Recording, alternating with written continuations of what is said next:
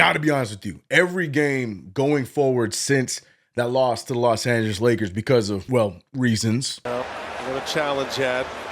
Try to give you a look at that. Every game going forward is going to be, it's going to be a nail biter. We're going to be fighting. We're going to be, tooth and nail trying to be a team that we know that we can be going forward. We want to make sure that we can solidify our spot in this playoff run. We got the Indiana Pacers nipping at our heels right behind us in that 4 spot. Milwaukee finding their heat right now as well. All while we have to do this without the likes of Jalen Brunson after, well, what we just showed. So it's time for everybody to step up. It's time for everybody to do what they have to do to step up. Whatever your role is, it needs to be doubled, if you will. What you're about to see here in these next few weeks, I'm hoping, God, do not make me look like a fool. What you're going to see is you're going to see all of these individual pieces that we put together to make this New York Knicks squad that we're excited about going forward. You're going to see the impact of why these guys are going to be so good. Outside of OG, Mikal, Josh Hart, the biggest two I'm looking at is Karl-Anthony Towns. Karl-Anthony Towns, the guy that we traded for, he's getting the #1 spot. It's Cat, it's your team now. What are you going to do with it? And the other guy is Deuce McBride. Deuce McBride, who got the extended minutes after the trade for Dante DiVincenzo. He is the 6th man for this team, but now you are the starter. Which Deuce McBride are we gonna get? Now it is time for you to take advantage. Take that role and grab it by the horns. Deuce McBride. So there's a lot of things I want to talk about in this video as we are approaching the next 2, maybe 3 weeks without Jalen Brunson. I want to talk about what I'm expecting to see, what I think we'll see, and then I want to hear what you guys have to say. But we also got to talk about another signee that the Knicks have brought on. After bringing on Beauchamp and Anton Watson, the Knicks went and got themselves a veteran that I am actually a big fan of, and we've already seen its impact. So there's a lot to get through in this video. Buckle up. Let's get to it. Run the intro.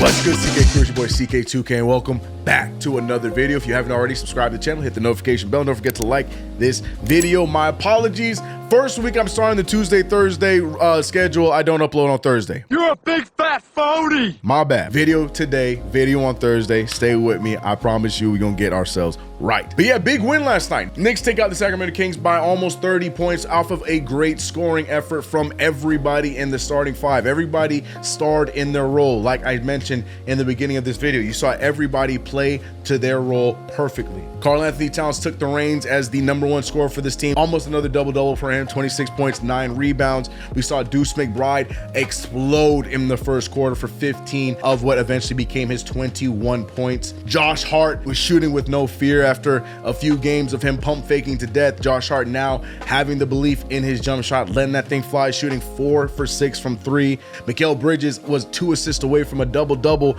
really looking like somebody that you can trust with the ball in his hands outside of a Josh Hart, and giving Deuce McBride a little bit of that break, bringing the ball up. It was something that I really like to see, in another part of his game that we're getting to see unlocked. I was a fan of that. And the best part is we got to see a little bit of the new guys. Beauchamp hitting a beautiful 3 over the outstretched hands of Scal Labissiere. I don't know if I said his name right, but shout out to him being back in the league.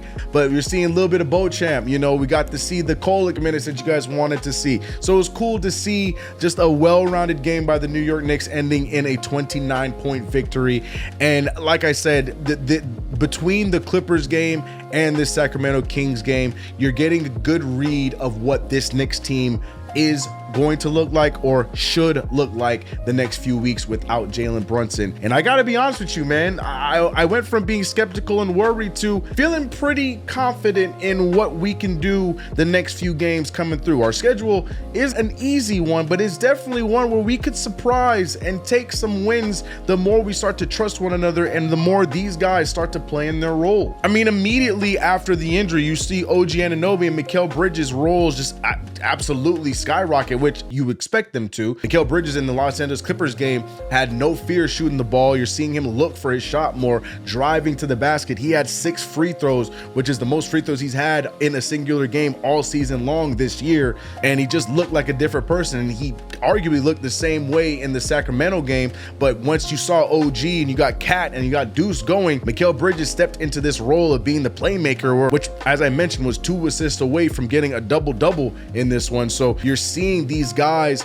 playing for one another. We had back-to-back high assist games, which is the big key for this team. We're playing that style where it's like everybody, it needs to eat for this team to win. There's no go-to superstar, even though you have the likes of Karl Anthony Towns on this team. The way that we're gonna win these games is by playing for one another and playing with one another. You saw that perfectly be shown against the Sacramento Kings, where everybody trusted one another, and we had the starting five all have tremendous numbers in this game and took complete advantage. Also want to show love to Mitchell Robinson yet again. Mitchell Robinson, the impact of him is just undeniable. You know when Mitchell Robinson's on the floor, because the other team starts to panic, they start to freak out and not be able to score in the paint, and they're settling for stupid shots. They're pushing it out when they should be.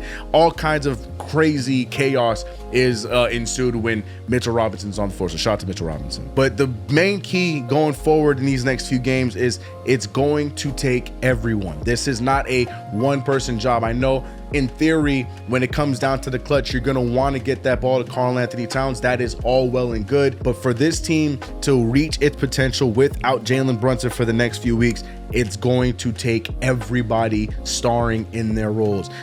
I loved Deuce McBride's shot attempts. I know he cooled down a little bit after that good first quarter, but the fact that he cooled down but did not let that affect his game and still attempted mid-range jumpers, the open threes, attacking the basket, that's what we're going to need from Deuce McBride, because the more you're going to do that, those shots are going to hit. They're confident shots. They're shots that you can make. The more confident you are when you take those, they're definitely going to go down as the time goes on. Same goes for Mikal Bridges. Mikal Bridges seems to have flipped this switch after the injury to Brunson, where now he is looking for a jumper. He's looking like that Brooklyn version that a lot of people, including myself, thought we were getting. Again, remember, Mikal Bridges high present right here. No worries about Mikal. I know he's gonna be good long term, but it's also nice to see him fast forward a little bit in these last two games where he's gonna be crucial. He's gonna be crucial. Wing play going forward is gonna be very crucial, and Mikal Bridges doing a good job. Still could do more from him, but OG Anunoby, phenomenal. Do you want me to show you his stats again since Memphis? He's been great. So it's gonna take everyone. Everyone needs to star in their roles, and I really feel like we can go forward and do some damage in these next few weeks without Jalen Brunson. I mean, honestly, if you look at our schedule, if there's any time to lose Jalen Brunson, this is the time. We got teams like the Portland Trailblazers. We got the San Antonio Spurs. We got Charlotte. We got Washington again. We got the Mavericks. We got a lot of teams that we can hold our own without Brunson, but then it gets around to that point where hopefully he's going to be on his way back when we start to see the Clippers again. We got Milwaukee. Cleveland's coming up, so hopefully around that time we'll start to see Brunson back. But maybe at that time the chemistry is going to be so good that maybe we can hold it off without him. Hold on a minute, player. But right now is going to be a very key time for this team to find each other and find out what everyone else does well, and that you don't need to just hope and pray and just hand the ball to Brunson and step aside. Everyone on this team has a role, and now it's their time to see it. But what do you guys think in the comment section below? Do you believe that this was just a lucky game against the Sacramento Kings, and that we're going to show our true colors down the stretch, and we're not going to have the same kind of input? Because mind you, in the Sacramento Kings game, we did shoot astronomical numbers from the three-point line, so I will give you that. Could be a once in a blue moon kind of thing, but I truthfully believe with the ball movement and the way that they trusted one another, I feel like the two coincide in what ended up being the victory that we saw against the Sacramento Kings. But what says you? Is it a once in a blue moon thing, or do you think that this team is going to be fine going forward in the next 2 weeks without Jalen Brunson? Let me know your thoughts in the comments below. That's all I really want to talk about. We just beat the Sacramento Kings. We know that we're without Jalen Brunson. I still want to see more. We only got 2 games under our belt without JB. There's still more I want to see from this team. Which version are we going to see? But there is one thing I do want to mention. I want to mention our newest signee, PJ Tucker. I'm a fan. I'm a fan of the PJ Tucker signing beforehand, but I'm even more of a fan of the PJ Tucker signing after the fact. PJ Tucker to me is not even an on-court kind of thing. I mean, I've said it. I said it several times. Basically, whoever our last signing was going to be, I wanted a veteran piece. I want a guy that's going to be a locker room voice. I don't care if you can play. I don't care if you have time. We need some somebody on this team that's going to bring toughness to this squad. And PJ Tucker is the definition of that. PJ Tucker already in that game against Sacramento, you can see his impact. He's hyping up OG Anunoby. OG Anunoby showing emotion, something we're not accustomed to seeing from OG Anunoby. PJ Tucker was unlocking that from him. PJ Tucker was saying what all of us were saying from our TV screens on X, or saying on the live, on the play-by-plays. We're all saying to Josh Hart, shoot the damn ball when you're left wide open and don't pump fake it. Don't be scared to shoot it. Shoot the first one. PJ Tucker, there's film of him yelling to him, shoot the effing ball. And, you know, we're seeing that impact from PJ Tucker off rip. So, you know, the instant impact from PJ Tucker, and have a veteran like that is exactly what I want for this team. A guy that's going to hold them accountable. Now when the Knicks have a deficit in a game and we're playing from behind, to have a PJ Tucker on this team that's going to be yelling at them, holding them accountable, letting them know what they're doing wrong, and then they want to be better from that, is going to be so powerful and so moving. So I'm really hoping that the Knicks, because right now he's only on a 10-day contract, really hoping that the Knicks sign him at least for the remainder of this season so we can have that veteran leadership on the team. Voices are important, man, and I feel like for the longest time we haven't had one, especially missing with this team, and I think PJ Tucker is a good signing from that standpoint. I'm not the biggest fan of the Anton Watson signing, and we didn't get to talk about him. We talked about Beauchamp. I still love the pickup of Beauchamp for the long-term 6'7" wing. He has the potential. He has played the minutes, so I know if there's ever a moment where we need to play him, he can do it. But the Anton Watson thing, that one, y'all could try and tell me here and now that the future, I just don't see it. I feel like we should just kept Jacob Toppin. I feel like we've got the same thing from him, but it is what it is. What are your guys' thoughts? PJ Tucker is now a Knick. How you guys feel about it? Do you think that he just stays for the 10 days and then we move forward? Do you think he stays long-term? Do you want him to stay long-term? What's your thoughts on that? Also, what are your thoughts for the New York Knicks the next few weeks without Jalen Brunson? Let it all be known in the comments section below. But that's it for me, man. I don't want to waste too much of your time. We got another upload coming to you guys on Thursday. But if you haven't already subscribed to the channel, hit the notification bell. Don't forget to like this video. Your New York Knicks just took a W against the Sacramento Kings, and now we got the Trailblazers happening between this video and the next upload. So let's get to it. I'll see you guys in the next video on Thursday, where it's gonna happen for reals this time. I'm out of here, y'all.